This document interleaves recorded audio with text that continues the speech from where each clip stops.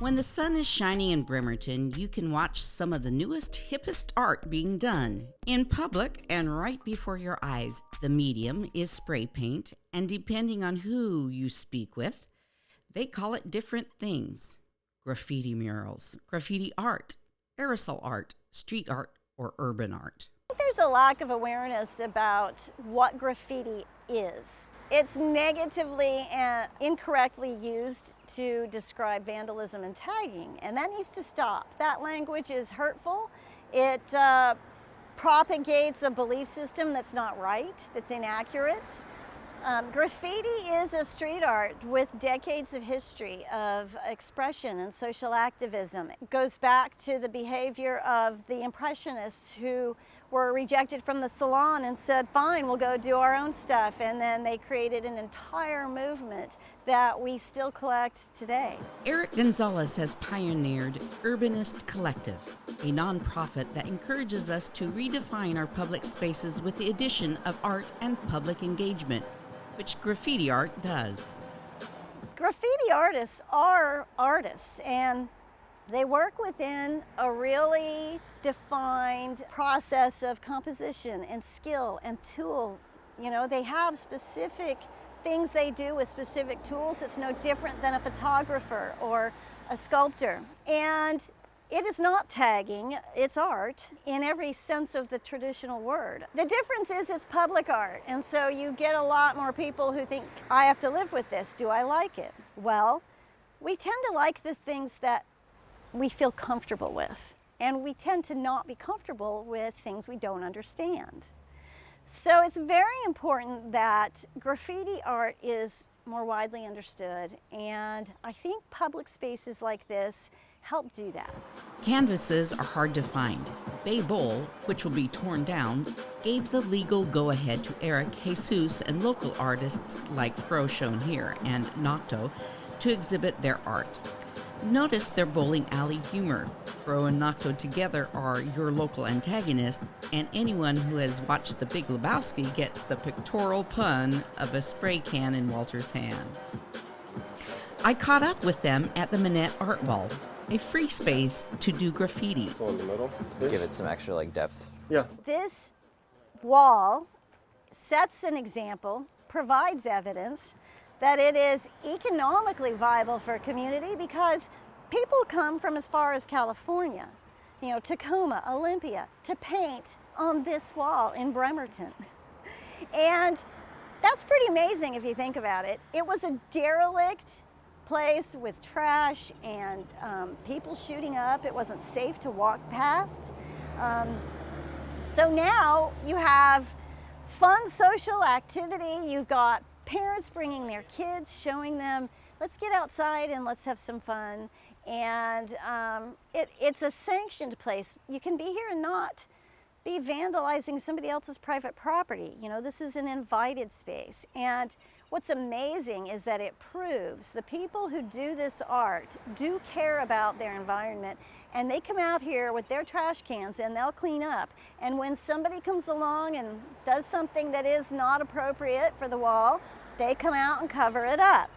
And they take ownership and responsibility with the same level of pride that I might take when I make pots on the wheel.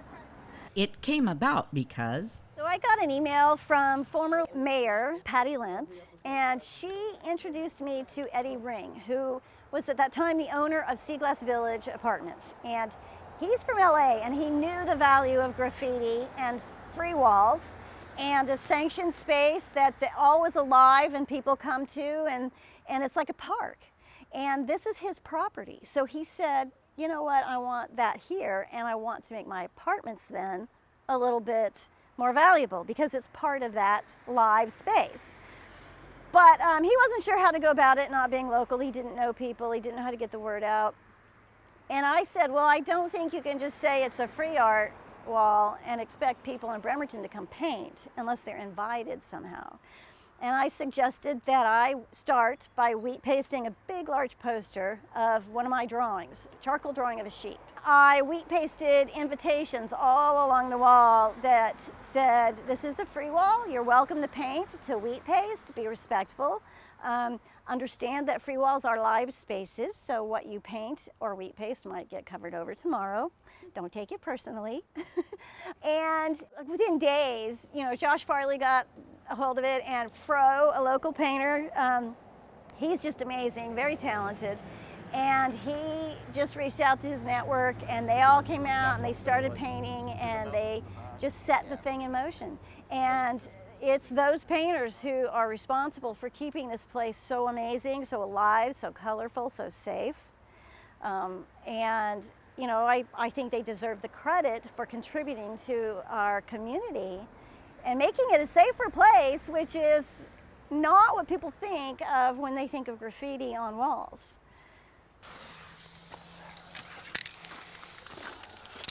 So I think that's about where I'm gonna put it. So it's kind of like you use different brushes, right, when you're painting with like liquid paints. So these are all propelled by whatever solvent they use in there to shoot it out of the can, and this kind of just controls the spray of what's going on. So I have like caps for lining, caps for shading, caps for just blasting a bunch of color all at the same time. These guys are like my favorite though. It's like a nice yellow thin cap. So I use it for shading and lining because I like doing stuff with a lot of detail into it. So it's usually what I stick to. It's not as easy like when you're doing it on a piece of paper, like you see everything finished as opposed to being right in front of the wall. You have to get down, take a few steps back, be like, okay, I need to fix that, I need to fix that. It's not gonna work spacely, so I'm gonna move it over a bit and just go again. It's all just self-taught. Like, I always liked drawing, so I just never gave it up. Now I have a business based around my art, which is pretty cool. So being able to make money off something I love doing, like, I'll do that any day of the week. This far away, like, you get just a little bit of shading, but if you're this close up, you actually get a line out of it. But if you're holding it there for too long, then it starts to bleed. So it's a delicate mix of distance and how fast you move. So it was hard to learn for me at first too, because I was only doing like marker drawings and stuff like that, and I would start with my black outline, fill it in, and then it's done. This, you kind of have to work backwards and line it out. Like, your outline's gonna be last. I got into it because I grew up on listening to hip hop music, and it was at certain times it's considered one of the 4 elements of hip hop, and I could not rap, I could not DJ, and I could not breakdance, but I could draw. So I did a lot of that as I was younger. Similar to what Nate said, is the only real difference is I just didn't stop drawing. When the opportunity presented itself to use spray paint, I took it, and I was awful. And the free wall itself has helped because it has given me a place that I can practice very large ideas. But really, I've gotten a lot better just in the last 5 years or so that this has been open by being able to paint as often as I really want to, or weather permits. And really, all I'm doing now is just doing an outline that none of this orange will be here when we're done. Just traced it so I knew where all my lines were, and that was the first hour and change, was just tracing this, like using all the attributes of the wall. Mm-hmm. And then I did the little letters and all that. That's another way to do a grid. It's called a doodle grid. Mm-hmm. And so once you put those on there, I'm able to know from this line to there on that green spot, you know, and that's the grid, is to make sure it's the right size and all. If you don't care about the cap, hit it on the rock. While some skills are high tech, others are pretty basic. Like, I guess, like, if you don't care about it, like, it's okay to destroy it. Yeah, you know. Oh, there you go. I don't know what they're doing. I have no idea. I don't necessarily care what they're doing. But I just saw someone that was struggling a little bit. And things like that, like not being able to get cap off, that might not be a reason that you just stop. You're like, this is just a pain. Well, I'm a bit of a troubleshooter by heart, so you're like, oh, well, there's an easy solution for this. Let me just help out and do that. And then hopefully they'll continue to paint. Honestly, I just want the community of painters to be as big as possible for this little town. Because even other people painting doesn't get in the way of us making money at it or our attention at it. We're still gonna do it the way we do it. Everybody gets to do what they want. We're doing an MF Doom and Doom Eternal piece. They're doing like flowers and hearts, and people do their names, and it's whatever. We take our time to do these designs right. Just because it's with aerosol paint doesn't make it a bad thing. And honestly, ours are like art grade paints and solvents anyway. You can't find these at like Home Depot. And masks are needed to protect from the fumes. Especially when I'm on the ladder, I'm so close to the wall. It'll give you a headache. It'll make you lightheaded. Dizzy. Yeah, it'll mess you up for a while. I would say our intention, for one, is just to make a cool piece that looks good, that we both like, and hopefully everybody else will at least enjoy as well. They are both Doom. Technically, yeah. So it actually happened last night when I was texting him. He was asking, hey, what are you going to paint? And I was like, oh, I've been playing Doom a lot lately, so I was probably going to do... You just said, I'm going to do a Doom piece, and then I was like, I thought MF Doom. Who was a famous rap artist. Then he says Eternal, which is the game, and I was like, oh, okay. And then it was, how about MF Doom Eternal? Yeah. Yeah. And so we just mashed them together like that. It was a misunderstanding at first. Yeah. And we love both of the things. It just worked out. We are artists for hire. There is a misunderstanding that the free wall is us painting something for someone else for free. For us, specifically at the free wall, it is an advertisement for our business, your local antagonist, and it is practice as well. The advertisement portion shows our scope, painting fish and octopus and characters and letters and all the different things. Those are all different things that we can be hired to do. And I did a memorial at a barbershop downtown, and then the one on top of the Bay Bowl. You don't get really a lot of opportunities to do large work. And for us, we can do details and things like that. The most we really spend on a wall is 6 hours. But to do something 12 feet tall, the average person doesn't have the opportunity to do that, none less be able to do it. I want people to see it from the street. And if it was small, nobody would be able to see anything. The things about the free wall that I love / don't like, we'll be out here 4 to 8 hours a day just doing a piece, and then someone will come scribble across it with nothing, and I'm just like, this is a free wall. You can do more. You can do a whole design. I welcome anybody to come out here and do it as long as you're doing it for the right reasons. And how often are they here? At least twice a month. Oh, really? Oh, Yeah. That's why I was in the first 4 years or 4 or 5 years, I did 100 here. Yeah. And then, especially when I lived at those apartments down in Manette, we would just walk over here and meet up and just paint. Yeah, and I do live around the corner, so it's just convenient. I'll come on weekdays, like when the days get longer, I'll work my day job and then come paint. And then sometimes just get an idea out. For me and Nocto, having a beginning and end. You can finish a thing. Have an idea, draw it out, come here, paint it, be done. Okay, I did the thing. The ego in being painted over, that's personal for the artist because I don't care. Nocto cares a little more than I do, but I'm just going to paint something cooler next time anyways. Sometimes I look at my colors before I come out here. Sometimes I don't. I'm just like, I'll figure out what I'm going to do based on what I have.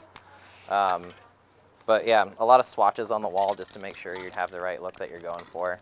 But I don't necessarily have a palette that I cling to, but I do like contrasting colors, like using warm variants with like cold designs and just something to make it pop out a little bit.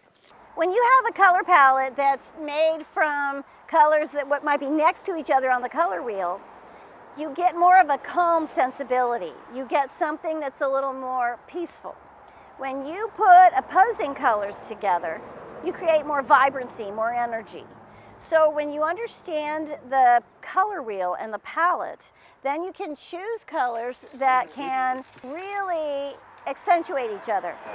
We use color theory, so the background's going to be opposite, like on a color wheel. What colors are warm? What colors are cool? Do you want to use a color that is going to represent sunlight hitting that face?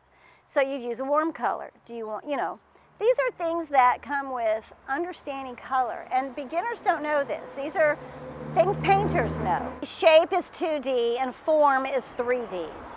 And a lot of painters, their goal is to make a shape look like a form, right? It's still a shape, it's on a flat surface, but the visual effect through shading and lighting, contour, is creating the sense of a form. Ultimately, what we're talking about is, does this imagery make you feel something? Does it communicate something to you that is not verbal? For that reason, do you really need to understand what it says to like it?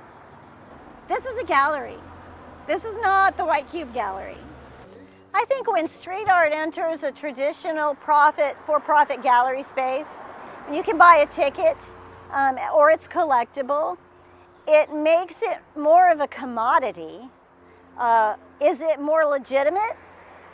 I think no, because it was always legitimate. We just didn't understand that it was. And visitors need to understand that when they come to a place like this, they're in a park, they're in a gallery, they're in a studio, they're in a complex, fun, open, public, free space. A neighbor, she loves coming out into her neighborhood and seeing the bright colors, seeing the parents with the kids, seeing the music, and seeing it active and safe. Especially a place like the Pacific Northwest with so many gray days. Mental health is really a serious issue, especially in the winter. And when we can have lively, colorful places that are always evolving and that people can go and participate in, we're contributing to a healthier society. And I think that that is so important to vitality and sustainability moving forward. We have to consider the mental health of our community members. And if bright colors in public spaces do it, bring it on. These young kids that are like 12 and 13 and they're kind of for the first time getting to figure out who they are and they're out there with their buddies, they can come here and they have a place they can learn to express in a way that they find hip and cool and, without having to go to that boarded up building and do it illegally, which becomes vandalism. And they're learning a skill, they're learning values, they're learning how to be part of a community. So this place actually helps reduce vandalism in other places. And that's an excellent outcome.